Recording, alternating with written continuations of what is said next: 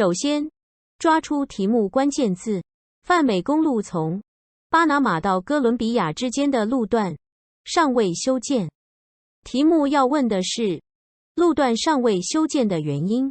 先依据右图分析未修建的路段位置及其环境特征，再判断4个选项何者符合。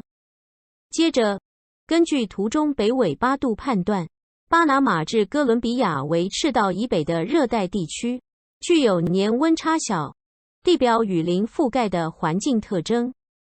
再来分析选项。A 选项，当地的年温差小。B 选项，当地属于热带气候区，有热带雨林分布。C 选项，未修建的路段并非在运河段。D 选项，因纽特人多分布于北美洲北部，故正确答案为 B。